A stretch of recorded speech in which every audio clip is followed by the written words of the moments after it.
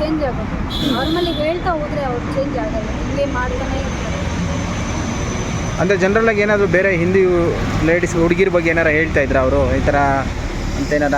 ಏನು ಹೇಳ್ತಾ ಇದ್ದೀನಿ, ಬಟ್ ನಾನು ನೋಡ್ತಾ ಇದ್ದೆ ಚಾಟ್ ಮಾಡೋದು ಮಾತಾಡೋದೆಲ್ಲ ನಾನು ನೋಡ್ತಾ ಇದ್ದೆ. ನಾನು ಕೇಳಿದೆ, ಜಗಳ ಮಾಡಿದೆ, ಯಾಕೆ ಹಿಂಗೆಲ್ಲ ಮಾಡ್ತಿದ್ಯಾ, ಏನು ಕಡಿಮೆ ಆಗಿದೆ, ನೀವು ಮಾಡೋದಕ್ಕೆ ಏನು ರೀಸನ್ನು ಅಂತ ಕೇಳಿದೆ. ಮಾಡಲ್ಲ ಅಂತ ಹೇಳಿದ್ರು, ಮತ್ತೆ ಅದೇ ಬಿಟ್ಟು.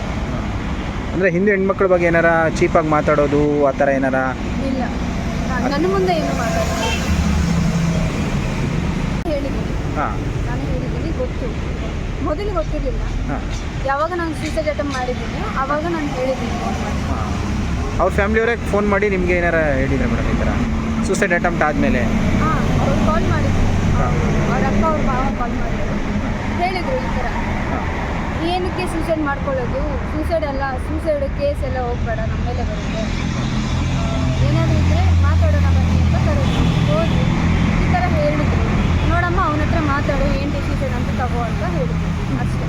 ಅವರು ನಿಮ್ಮ ಪರವಾಗಿ ಮಾತಾಡಿದ್ದಾರೆ ಅಂದರೆ ಅವ್ರ ಫ್ಯಾಮಿಲಿಯವರು? ನನ್ನ ಪರವಾಗಿ ಅಂತಲ್ಲ, ಅವ್ರು ಅಷ್ಟೇ ಹೇಳಿದ್ರು, ಏನು ಮಾಡ್ತೀಯ ನೋಡಮ್ಮ, ಅವನ ಹತ್ರ ಮಾತಾಡ್ಕೊ ಅಂತ ಹೇಳಿದ್ರು. ಅದಕ್ಕೆ ಏನು ಹೇಳಿದೆ ಮೇಡಮ್ ನೀವು?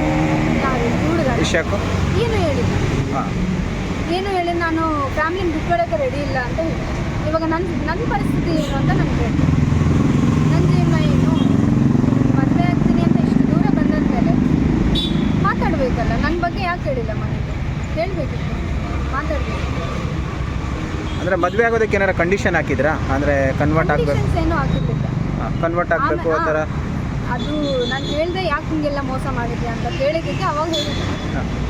ಅವರನ್ನ ಅವ್ರ ಭಾವ ಎಲ್ಲ ಬಂದು ಕನ್ವರ್ಟ್ ಆಗಬೇಕು, 40 days ಟೈಮ್ ತಗೊಳುತ್ತೆ, ಹೆಂಗೆ ನಮಾಜ್ ಮಾಡಬೇಕು, ಹೆಂಗೆ ಅದೆಲ್ಲ ಏನೇನೋ ಅವ್ರು ಮಾಡ್ತಾರೆ, ನಮಾಜ್ ಪುರಾಣ ಹೆಂಗೆ ಹೋಗ್ಬೇಕು, ಅದೆಲ್ಲ ಅದಕ್ಕೆ ಟೈಮ್ ಇಡ್ಸುತ್ತೆ.